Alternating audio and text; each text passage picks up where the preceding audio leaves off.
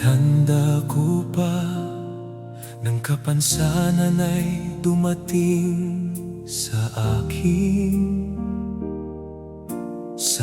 aking laging pag-iisa. Ako'y naging malulungkutin, laging inip na inip kung ano-ano pumapasok sa isip at hindi alam kung ano ang dapat kong gawin. Bakit naging ganito na ang kalagayan ko? Hindi na makakita at hindi na may hakbang ng mga paa ko.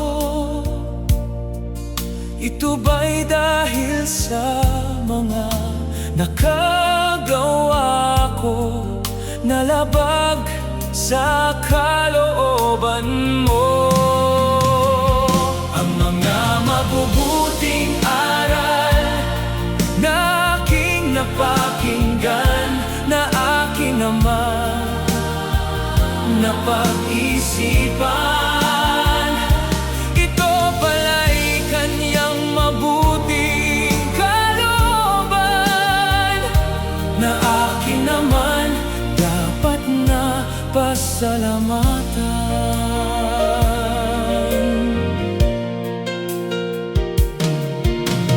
Una'y pinilit kong pag-aralan mga dati kong ginagawa sa aking buong kabahayan, pero lagi na lang sa akin ay kabiguan.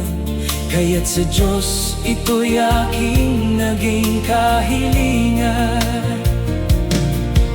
Salamat na lang at akin na ring natutunan ang mga pasikot-sikot sa aking munting tahanan. Sa tulong niya sa akin ito'y kanyang kalooban, na ngayon siya'y akin ang pinasasalamatan.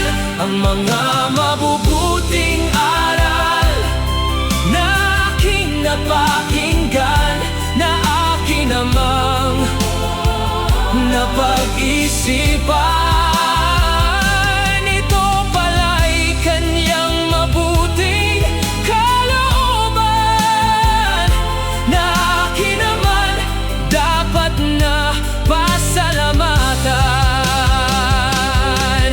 Sa araw-araw kong panalangin, lakas ng loob ay kanyang ibinibigay sa akin, para takot at pangamba sa akin ay mawala na.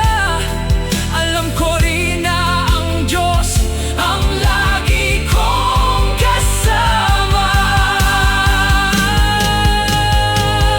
Ang mga mabubuting aral na aking napakinggan, na akin namang